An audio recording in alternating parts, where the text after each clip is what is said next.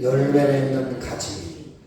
지금은 수박을 이렇게 땅에다가 넝쿨이 뻗어나가서 여는 수박이 아니고 이렇게 하우스 같은데 울타리로 올라타서 이 수박을 애플 수박이라고 해요. 애플 수박.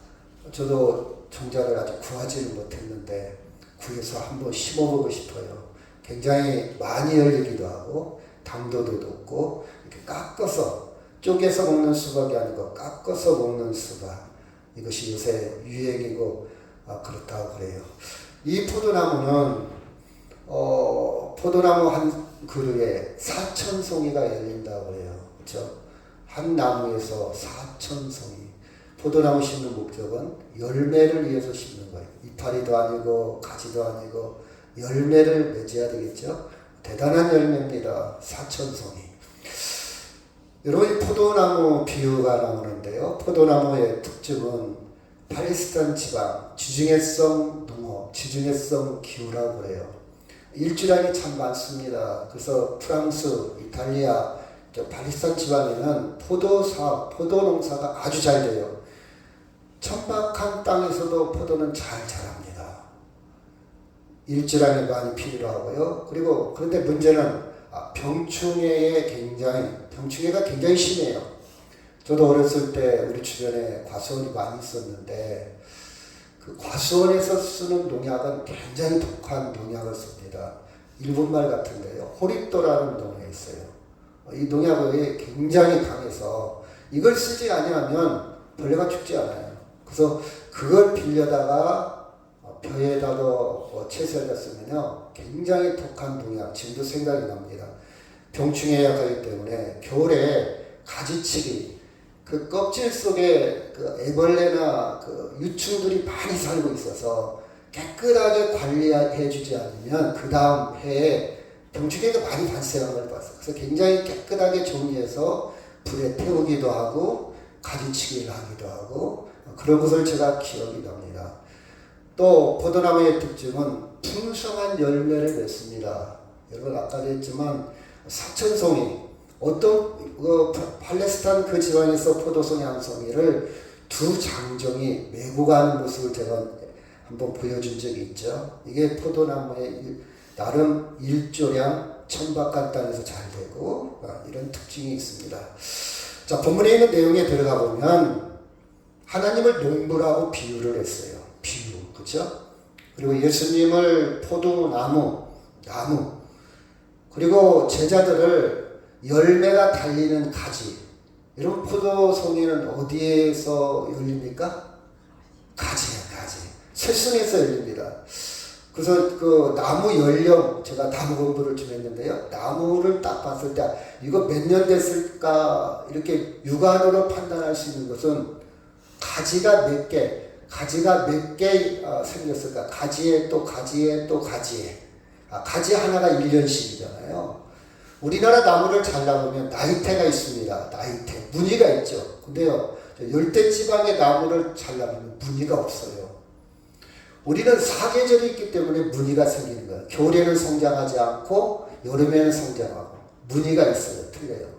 근데 열대지방은 1년 내내 성장하기 때문에 나이테가 없어요. 나무를 공부하다 보면 참 재밌는 게 많이 있죠. 그래서 여러분 가지를 꺾어줘야 또 새순이 나서 열매가 있거든요. 그래서 감나무 같은 경우는 계속 해마다 가지를 잘라줘야 돼요. 포도나무도 가지를 쳐줘야 되고, 근데 저는 아직 가지를 잘 칠 줄을 몰라요. 매실도 가지를 쳐줘야 돼요.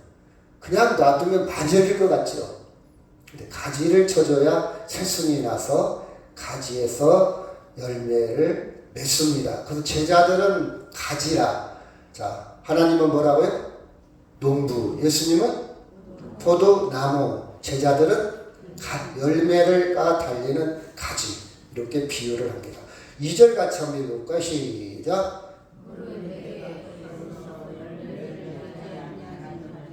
아버지께서 그것을 제거해 버리시고 무른 열매를 맺는 가지는 더 열매를 맺게 하여 그것을 깨끗하게 하시느니라.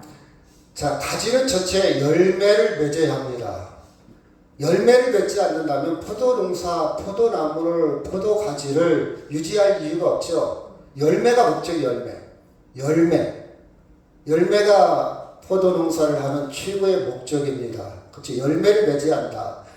왜 그런가 하니 누가복음 13장 6절 같이 한번 시작. 이에 비유로 시작. 이에 비유로 말씀하시되 한 사람이 포도원에 무화과 나무를 심은 것이 있더니 와서 그 열매를 구하였으나 얻지 못하니라. 포도원 주인에게 이르되 내가 3년을 와서 이 무화과 나무에서 열매를 얻지 못하니 찍어버리라. 오직 땅만 버리게 하겠느냐. 이 무화과나무 비유에 있어서도 열매를 강조했습니다. 왜 열매를 이렇게 강조했을까? 도대체 열매는 무엇인가? 이렇게 문제 제기를 한번 해보고 우리가 성경으로 여행을 떠나보도록 하겠습니다. 왜 열매가 이렇게 중요한가?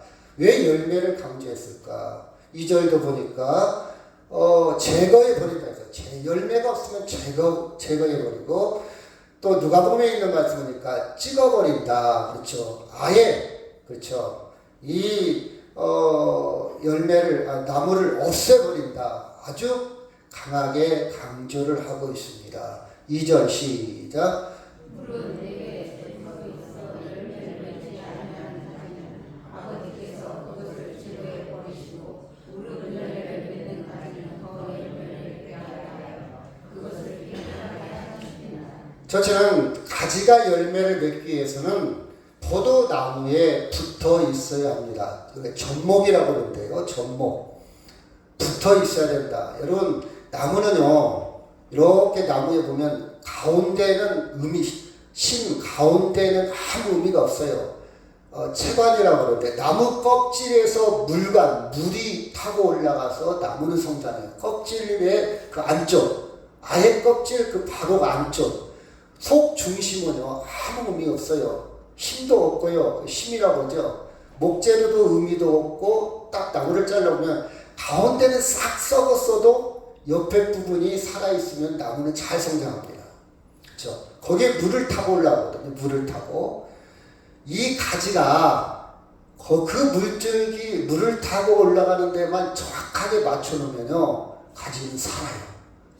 이렇게 접목을 할 때, 접붙이기를 할 때. 신기하죠? 나무를 딱 잘라가지고 옆에를 잘라가지고 가지를 그 사이에다가 딱 끼워다 그 물 타고 올라가는 것만 조정을 잘 해놓으면 그 가지는 한 살이 되는 거예요. 그래서 재래종, 병충해에 강하고 뿌리가 강하고 번식력이 같은 재래종의 뿌리에다가 개량종 가지를 딱 집어넣고 묶어놔요. 거기에 딱 조정이 잘 돼 있으면 거기에 살아있어서 아주 좋은 열매를 맺을 수가 있어요. 나무에 붙어 있어야 돼요. 중요한 것은 그 위치를 정확하게 나무에 붙어 있어야 열매를 맺을 수 있다. 근데 열매를 맺지 않는 가지는 잘라야 돼요. 왜 잘라야 되냐? 일단 영양분이 그쪽으로 다 소모가 되니까 잘라버려야 돼요. 열매도 안 맺는데 괜히 가지 있으면 잎만 무성하면 영양분이 다 있어 다른 열매들이 빈약해집니다. 그래서 열매를 맺지 않는 가지는 잘라버려야 돼요. 그 다음에 깨끗하게 유지를 해야 돼요. 아까도 얘기했지만 그 속에 유충이나 아직 성충이 되지 않는 벌레가 되지 않는 알들이 살고 있어요. 애벌레가 살고 있어요. 그것을 깨끗하게 정리해줘야 다른 가지들이 건강하게 열매를 맺을 수 있다 이 말이에요. 그래서 세 가지가 중요합니다.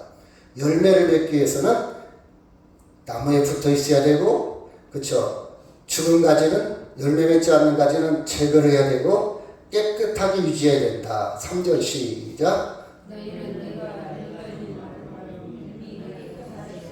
그렇죠. 너희는 이미 그 가지는 깨끗해졌다. 열매만 맺으면 돼요. 이미 깨끗해졌다. 그렇죠? 자, 그러면 이 제거된 가지들은 왜 제거를 해야 되냐? 잎만 무성하지 열매를 맺지만 왜 제거해야 되냐? 좋은 조건 환경에 있음에도 불구하고 열매를 맺지 않는다면 제거를 해줘야 아까도 얘기했지만 그쪽으로 영양분이 다 소모되는 것을 막을 수 있고 다른 열매에 영양분이 들어가야 좋은 과일을 맺을 수 있잖아요. 그렇죠?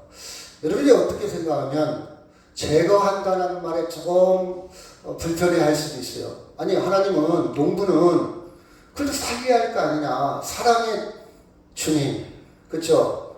비록 연약하고 부족해도 계속해서 지켜보고 기다려주고 계속해서 해야지 왜 잘라야 되나, 왜 제거해야 되나 이렇게 생각할 수도 있겠죠. 근데 포도나무 특성상 잘라주는 것이 더 효과적입니다.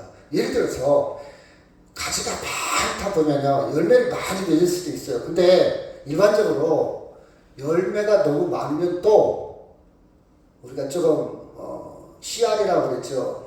상품 가치가 떨어져요. 너무 많이 열려도. 그래서 적당하게 과수원에서는 솎아주기를 합니다. 꽃도 솎아주고 아주 열매가 맺기 좋은 걸 솎아주기도 해요. 왜? 상품 가치, A급 좋은 열매를 위해서. 이게 합리적이고 효과적입니다. 하물며 열매 맺지 않는 가지는 당연히 제거해 주는 것이 합리적입니다. 그런데 성경에서 강조하고 있는 것은 일반적인 합리적인 접근이 아니라 열매를 강조하고 있다. 열매. 왜 성경은 열매를 강조가 있나? 성경에서 적은 열매냐 큰 열매냐 상품 가치가 있냐 없냐 그 기준이 아니고 무엇을 강조하고 있다고요? 열매 자체를 강조하고 있다. 그래서 과수원에서 일거리 중에 가장 중요한 일거리 중에 하나가 가지치기입니다. 가지치기. 이 영양분을 그쵸 정말 좋은 가지에 열매의 가지에 가게 하는 것 쓸데없는 그리고 가지치기를 해야 일조량도 여러분이 산에 가면요 어떤 나무는 쭉쭉 자란 적이 있어요.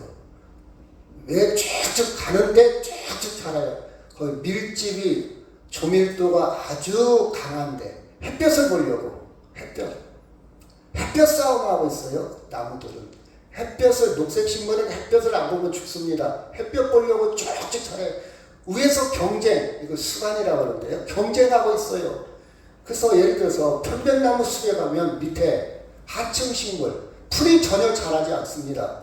독해서 자라는 게 아니라 다른 활이 없으면요 겨울에 햇볕이라도 보니까 풀들이 자라요. 근데 편백나무나 소나무는요 1년 내내 햇볕을 가리고 있어요. 그러다 보니까 밑에 풀이 자랄 수가 없다 이 말이에요. 그래서 여러분 좋은 열매를 위해서는 뭐가 중요하다고요? 햇볕을 보는 것이 중요하다. 그래서 가지치기를 합니다. 자 봅시다. 4절 시작. 내 안에 거하라. 나도 너희 안에 거하리라. 가지가 포도나무에 붙어있지 아니하면 스스로 열매를 맺을 수 없음 같이 너희도 내 안에 있지 않으면 그라. 자, 열매를 맺기 위해서는 첫째 뭐에 붙어 있어야 된다고요? 가지가 나무에 붙어 있어야 돼요. 내 안에 거하라. 성경에 보니까 2절, 4절, 5절, 6절, 7절 내 안에 거하라. 내게 붙어 있어라. 내게 붙어. 쉽게 얘기하면 열매를 맺기 위해서는 누구에게 붙어 있어라? 나무에 붙어 있어라. 나무는 누구를 비유한다고 그랬죠? 예수님. 우리가 열매를 맺기 위해서는 첫째 조건이 뭐라고요? 예수님께 붙어 있어라. 내 안에 있어라. 따라합시다. 예수님께 붙어 있어야 한다. 예수님이 내 안에, 내가 예수님 안에 한 살. 예수님을 떠나서는, 예수님을 분리해서는, 예수님과 별개로 해서는 전혀 열매를 맺을 수 있다 없다? 없다. 없다. 계속해서 강조합니다. 2절, 4절, 5절, 6절, 7절 계속해서 예수님께 붙어 있어야 열매를 맺을 수 있다. 그래서 우리가 예수 안에 거하고 예수가 우리 안에 거할 때 열매를 맺을 수 있다. 이 거자라는 말은 한문인데요. 살 거, 조금 이따 나오겠지만 머물다, 산다. 예수님과 한 살, 예수님께 붙어 있는 것이 거한다. 거한다. 그렇죠? 거한다. 그렇죠? 여러분 봐봐요. 우리는 이 세상에서 유토피아를 생각합니다. 그래서 여러분 공산주의, 사회주의 정말 이론이 너무 좋아요. 같이 공산, 같이 생산해서 같이 나누자. 조금 힘이 있는 사람도 있고 약한 사람도 있고 조금 능력 있는 사람도 없는 사람도 있지만 같이 공동 생산해서 같이 살자. 공동체를 이루자. 굉장히 좋은 이론입니다. 왜? 빈부격차가 심했어요. 여러분 잘 사는 사람은 아예 잘 살고 못 사는 사람은 아예 못 살고. 그런데 이 공산주의가 오래가지 못하고 실패를 합니다. 현실은 이론은 좋은데 실제에 있어서는 그것이 맞지 않아요. 오래가지 못해요. 제가 아는 공동체, 저도 어렸을 때 공동체를 많이 생각을 했어요. 가나안 동문학교에 김용기 장로님의 책을 읽고 나도 나중에 공동체 생활했으면 좋겠다. 같이 살았으면 좋겠다. 상부상조했으면 좋겠다. 둘의 그런 개념. 근데요, 거의 다 실패를 합니다. 실패를 해요. 두 번째, 여러분이 잘 아는 대로 자본주의. 우리가 민주주의하고 자본주의 약간 차이가 있지만 모든 민주국가는 자본주의지 않습니까? 우리나라도 자본주의잖아요. 자본주의가 이상형입니까? 아니에요, 여러분. 자본주의도 가면 갈수록 빈부격차가 심하고요. 자본주의도 문제가 많이 있습니다. 많은 나라들이 자본주의를 선택하고 있죠. 그럼에도 불구하고 이 세상에는 유토피아는 없습니다. 자, 우리가 우리 한국 사회에 진보와 보수의 싸움을 하고 있지 않습니까? 쉽게 한다면 더불어민주당, 국민의힘. 여러분 더불어민주당에서 정권을 잡으면 유토피아가 있을까요? 천국일까요? 국민의힘에서 정권을 잡으면 천국일까요? 아니에요. 여러분 착각해서는 안 돼요. 이상입니다. 바람입니다. 기대입니다. 그런데 이 세상에는 절대 유토피아가 없다는 사실이에요. 저는요 AI에 대해서 육자 산업에는 그런 얘기가 있는데 AI라는 말이 굉장히 많이 나왔죠. 예를 들어 봅시다. 저는 이렇게 생각해봐요. 여러분 자율주행 운전을 합니다. 앞으로 이제 운전대가 사람이 운전 안 해요. 서울 딱 내비처럼 딱 주소만 딱 찍어두면 지가 알아서 서울까지 쭉 갑니다. 지가 알아서 사람도 피하고 신호등도 지키고 장애물도 피하고 서울까지 지가 스스로 알아서 운전을 해요. 운전할 줄 몰라도 돼요. 이제 뒤에 타기만 돼요. 옆에 타든 뒤에 타기만 하면 돼요. 근데요, 여러분 잘 생각해요. 그 기계가 어찌됐든 배터리가 나갔든 뭔가 오작동이 됐든 뭐가 됐든 사고가 날 수 있어요. 1000번에 한 번 사고가 났다고 봐요. 10,000번에 한 번 사고가 났다고 생각해요. 그럼 사고 났을 때 책임을 누가 질 거다? 이 차가 오작동이 되어서 사람을 쳤어요. 그럼 이 피해자가 생겼을 거 아니에요. 이 피해자의 보상을 누가 할 건가? 기계가 할 건가? 아니면 옆에 탄 사람이? 아니면 누가 할 건가? 여러분 온전하지 못합니다. 온전하지 못해요. 이 세상의 어떤 것도 온전하지 못합니다. 그것을 성경은 죄성이 있다. 인간은 스스로 열매를 맺을 수 있다 없다? 없다 이 말이에요. 성경에서 지적합니다. 스스로 인간 스스로는 우리의 생명을 완성시킬 수 있다 없다? 없다고 성경은 분명하게 가르쳐 주고 있습니다. 그러나 7절 시작. 너희가 내 안에 거하고 내 말이 너희 안에 거하면 무엇이든지 원하는 대로 구하라. 그러면 무엇이든지 원하는 대로 구하면 이룬다. 이 말은 내가 주님의 이름으로 기도하면 만사형통 그 뜻이 아니에요. 여러분 그 뜻이 아니에요. 성경을 그렇게 해석하면 안 돼요. 여기서는 온전하다 그 뜻이에요. 주님 안에 있으면 온전하다. 이 온전하다는 말은 다 이룬다. 이 말은 온전히 구원한다 그 뜻이에요. 여러분 성경을 볼 때 종말론적인 생각을 우리는 항상 해야 돼요. 아니 예수 믿어도 교통사고도 나고 병도 걸리고 암도 생기는데 왜 온전합니까? 이렇게 생각했어요. 여러분 우리는 그것을 뛰어넘어 종말론적이라는 것은 궁극적 본질의 문제에 있어서 병이 걸려서 좀 일찍 죽을 수도 있고 좀 오래 살 수도 있고 내가 건강할 수도 있고 건강하지 못할 수도 있지만 결국에 가서는 절대적인 생명, 완전한 생명, 하나님의 생명으로 구원받는다는 것이 종말론적인 생각입니다. 아멘? 여러분 이걸 이해를 해야 돼요.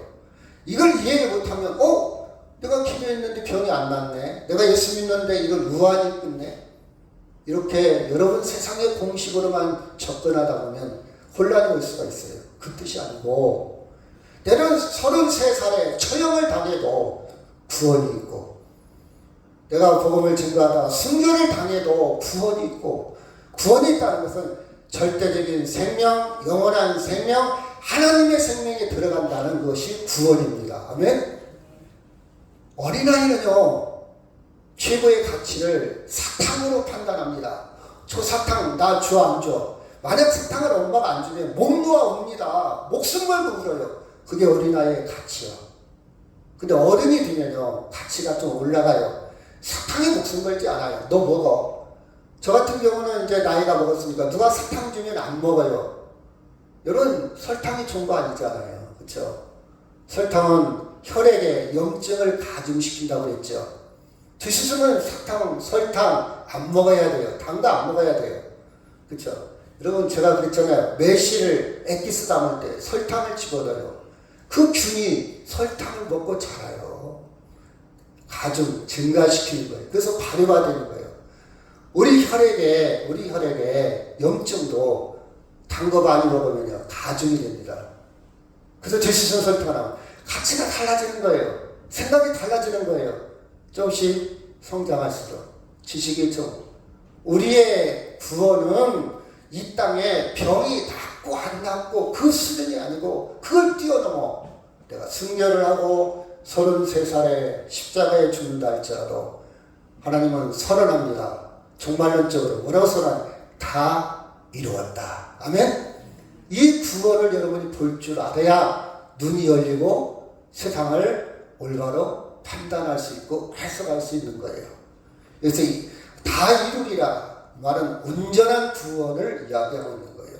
자, 다시 한번 거한다, 살 거라고 했죠. 한문으로 머문다, 예수 안에 머문다 그 뜻이에요.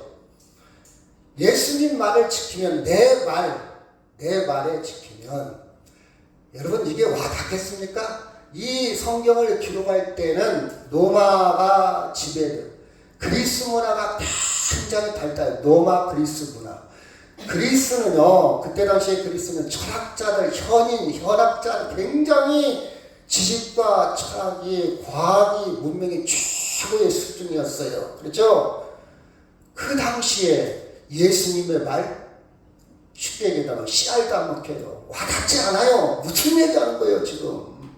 자, 현대인들, 야 예수 믿어야 돼. 예수 안에 거하면, 예수님 말씀 안에 거하면 너는 다 이룰 수 있어.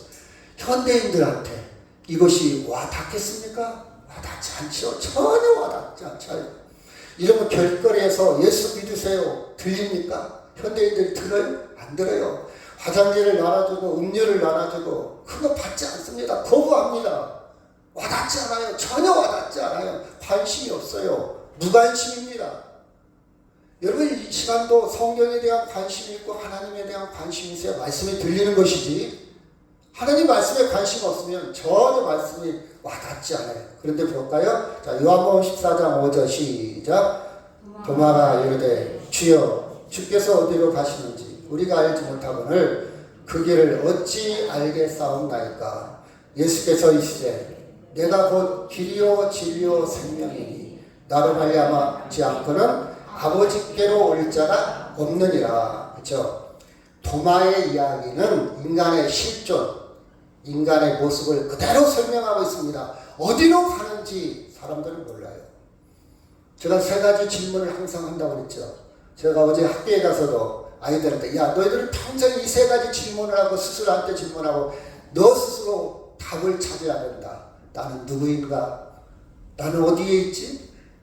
내가 왜 살아야 되지? 삶의 이유, 내가 살아갈 이유가 뭐지? 이 3가지는 너희가 평생 어른이 되어도 질문하고 너가 답할 때에 인생은 정체성, 인생이 그렇게 흔들리지 않고 멋있는 인생을 살아갈 수 있다.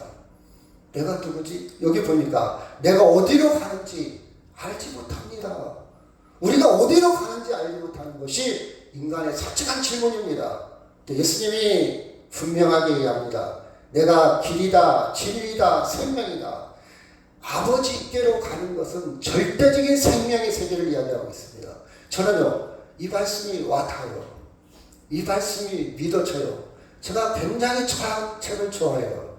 역사책을 굉장히 좋아하고, 제가 일주일에 도서관을 꼭 한번 갑니다. 한 5번 정도는 필요해요. 때론 재미없으면 안 읽기도 하지만 2-3번은 꼭 읽습니다. 해답이 없어요. 언어의 유의, 재밌는 이야기, 삶의 지혜, 삶의 명상, 삶의 철학 굉장히 와닿습니다. 그러나 구원은, 절대적인 생명은 아무도 이야기할 수가 없어요. 몰라요. 어떻게 하면 평화를 누리고, 어떻게 하면 건강하고, 어떻게 하면 대인관계가, 어떻게 하면 가족관계가, 어떻게 하면 언어의 기술, 어떻게 하면 사회, 어떻게 하면 미래, 이런 이야기들은 엄청난 지식이 차고 넘칩니다. 감탄할 정도로 차고 넘쳐요. 그런데 생명의 이야기를, 영원한 생명의 이야기를 하는 사람은 아무도 없고요. 설령 그가 이야기한다 할지라도 검증이 안 된 거예요. 근데 예수님은 길이요, 진리요, 생명인데 검증이 된 겁니다. 십자가의 부활을 통해서. 아멘? 저는 확신해요. 더 이상 기웃거리지 않습니다. 더 이상 머뭇거리지도 않아요. 더 이상 혼란스럽지도 않아요. 분명해요. 예수 그리스도 안에 있으면, 그쵸?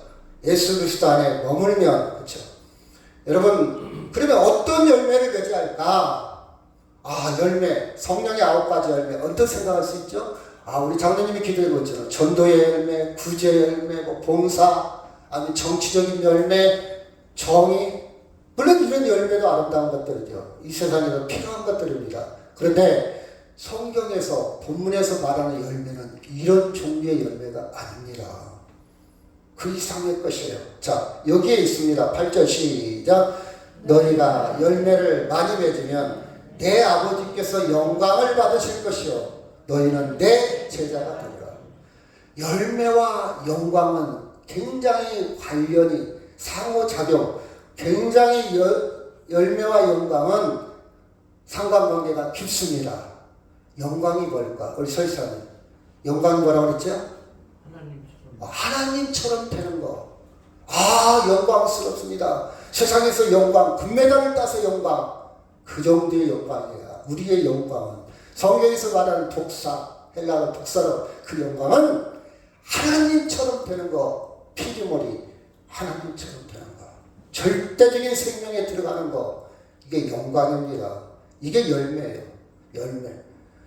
하나님의 영광, 생명을 풍요롭게 누리는 것, 완전한 생명을 누리는 것, 이게 열매입니다. 생명의 깊이로 들어가는 것, 열매. 예수님께 붙어있지 아니하면, 예수 안에 있지 않으면 절대적인 생명에 들어가는 열매를 맺을 수 있다 없다? 없다. 그 뜻입니다. 우리는 예수님께 붙어서 물론 전도도 하고 봉사도 하고 구제도 하고 사회사업도 해야 되겠죠. 그 정도의 열매가 아니고 절대적인 생명의 열매, 영광, 그 열매, 예수님께 있지 아니하면, 그렇죠? 예수님께 있지 아니하면, 예수님 말 안에 거하지 아니하면. 근데 이 영광에 들어가는 것이 장애물이죠. 뭐냐? 죄입니다. 이 영광을 누려야 되는데 장애물이 죄잖아요. 죄. 그렇죠? 현대인들은요, 죄에 관심이 없어요. 미국 사람과 한국 사람의 차이가 있어요. 설문 서베이를 해봤어요. 행복을 위해서 가장 첫 번째 조건이 뭐냐? 한국 사람들이 이거로 돈. 그 다음에 가족, 건강. 이렇게 순서를 정했습니다. 미국 사람들은 물어봤어요. 당신의 행복을 위해서 가장 첫째가 뭡니까? 물어봤더니 미국 사람들은 뭐라고 할까요? 미국 사람들은 건강이라고 그래요. 건강. 그 다음에 두 번째가 릴레이션십이라고, 관계, 부부관계, 가족관계. 행복을 위해서 관계가 좋아야 된다. 사회관계, 관계. 그 다음에 세 번째가 돈. 세 번째가 돈이에요. 한국 사람들은요, 자체가 돈입니다. 돈. 제가 초등학생들이 야, 너 꿈이 뭐예요?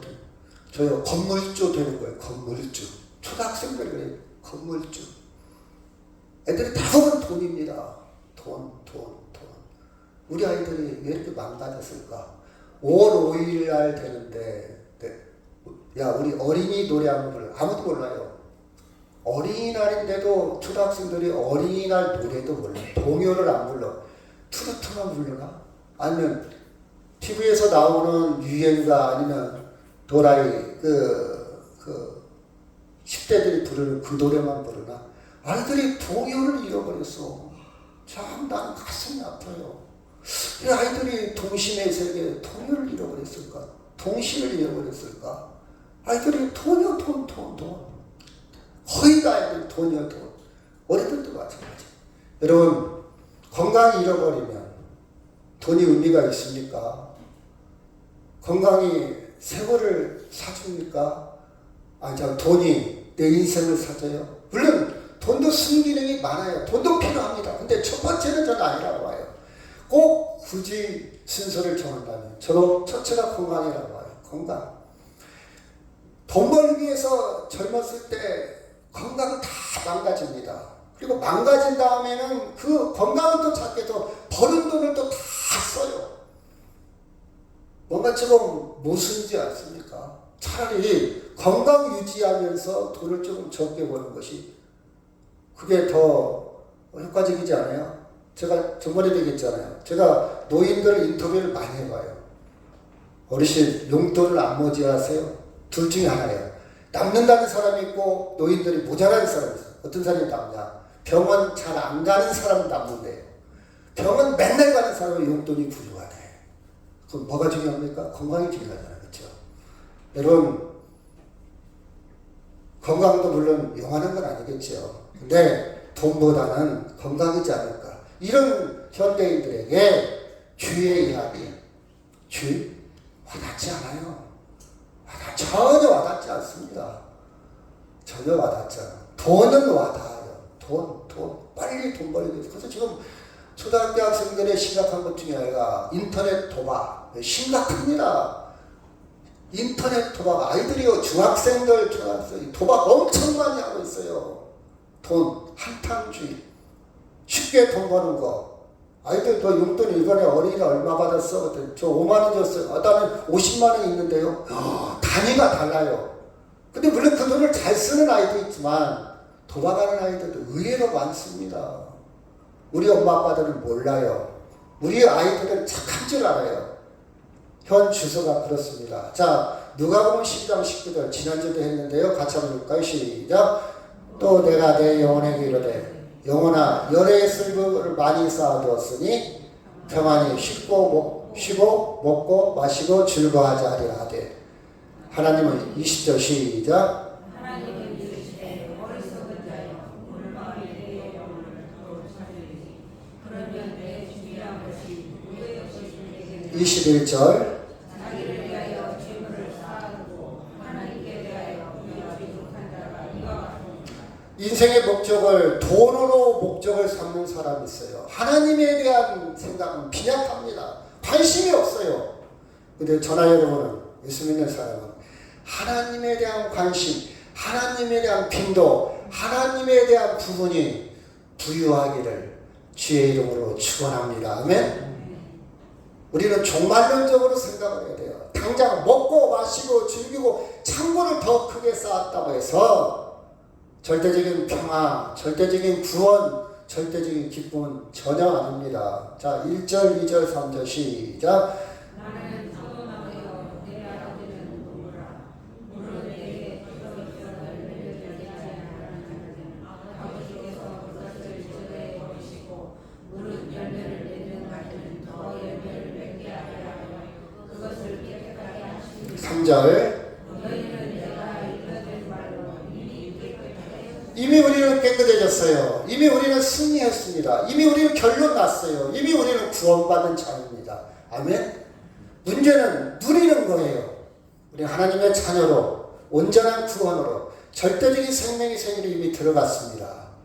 우리는 누리는 거예요. 누리는 거. 8절 시작. 너희가 열매를 많이 맺으면 내 아버지께서 영광을 받으실 것이요 너희는 내 제자가 되리라. 우리는 예수님의 제자들입니다. 우리 생명의 열매를 맺은 사람들이에요. 우리는 주렁주렁 맺고 있습니다. 그래서 우리는 근원적인 생명, 본질적인 생명, 절대적인 생명이 있기 때문에 지난주에도 말씀했듯이 여호와는 나의 목자시니 내게 부족함이 없다. 왜 부족함이 없겠습니까? 근데 부족함이 없다 누리는 거예요. 가난합니다. 그런데도 부족함이 없어. 본질적인 근원적인 그 세계에 들어갔기 때문에. 예를 들어볼까요? 우리는 신을 신고 가다가 신을 신지 않는 사람은 벗어줄 수 있는 여유가 있어요. 왜? 나는 당장 맨발로 걸어가도 집에 신이 있어. 신을 살 수가 있어. 본질적으로 우리는 가난하지 않아요. 당장 내가 신을 벗었다고 해서 가난하다고 생각하지 않습니다. 그렇기 때문에 우리는 벗은 사람이 있으면 내 신을 벗어서 내어줄 수 있다 이 말이에요. 그렇죠? 나 당장 벗었으니까 나 가난해 생각하지 않습니다. 여러분, 우리는 아무리 깨끗한 정장을 입었어도 지나가다가 껌딱지가 있으면 뛸 수 있는 여유를 가진 사람들이에요. 이것은 더럽다고 생각 안 해요. 싫어. 근데 나는 신사인데, 나는 깨끗한데, 내가 어떻게 껌딱지를 뜯어? 그렇지 않습니다. 우리는 이미 깨끗함을 받은, 내가 내 손으로 껌딱지를 좀 띄었다고 해서 더럽다고 생각하잖아요. 이거 수도가에 가서 깨끗이 치면 돼. 내가 저걸 띄어내므로 거리가 깨끗해지고 아름답다면 나는 뗄 수 있는 용기가 있는 사람들이에요. 내가 왜 저런 걸 해? 우린 거기에 시야가 머물러 있지 않습니다. 우리 여유가 있어요. 왜? 우리는 본질적으로 깨끗한 사람들이니까. 구원받은 사람이니까. 그렇지 않습니까? 자, 7절 시작. 너희가 내 안에 거하고 내 말이 너희 안에 가면 무엇이든지 원하는 대로 구하라. 그리하면 이게 부족함이 없는 삶이야. 비록 월급이 밀려서 책을 비어서 이번 달에 월급이 안 나와도 그렇게 당황하거나 화나거나 분노하지 않습니다. 우리 큰 그림을 가진 사람들 좌절하지 않습니다. 절망하지 않아요. 포기하지 않습니다. 그렇죠? 예수 안에서 우리는 구원과 은총의 신비를 누리는 사람들이에요. 예수 안에서 가능합니다. 예수 안에서만 누릴 수 있어요. 이것은 많이 배웠다고 해서, 교양이 있다고 해서, 사회적 저명 인사라고 해서 누리는 게 아니에요. 이 사람도요, 여러분 유명한 연예인들 마약, 불안, 우울 뉴스에서 많이 보잖아요. 그렇죠? 우리 그렇게 살지 않습니다. 왜? 하나님으로부터 오는 진리로부터 오는 자유가 있어요. 기쁨이 있습니다. 감사가 있습니다. 그렇죠? 여러분, 제가 다이소에 가서 1,000원 주고 산 씨앗입니다. 어떤 씨앗이죠? 잘 모르죠? 모를 거예요. 우리 황 권사님은 알 듯 말 듯. 그렇죠? 보기에 불품이 없어요. 별 볼 일 없어요. 바싹 말랐습니다. 그런데 이것을 땅에 심으면 놀라운 열매를 맺어요. 저는 이 씨앗을 갖고 있지만 머릿속에는 이미 당근이 보여요. 이 씨앗이 있지만 머릿속에는 그 아름다운 색깔의 당근을 보고 이 씨를 구입했고 이 씨를 심을 겁니다. 예수 믿는 사람들이 바로 그런 거예요. 현실은 씨앗처럼 별 볼 일 없어요. 근데 우리 머릿속에는, 우리 마음에는 우리가 누리는 것은 이미 당근이 있어요. 당근.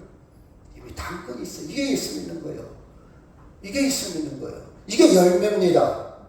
이게 열매, 신비성 그리스도 안에서 상호작용하는 거예요. 내가 주님 안에, 주님이 내 안에, 주님이 내 안에 역동적으로 움직이고 있어요. 역동적으로, 유기적으로 움직이고 있습니다. 이 말씀하고 마치도록 하겠습니다. 너희가 시작. 너희가 열매를 많이 내시면 내 안에 계셔서 영광을 받으실 것이요 너희는 내 제자가 되리라. 아멘. 다 같이 통성으로 기도합니다.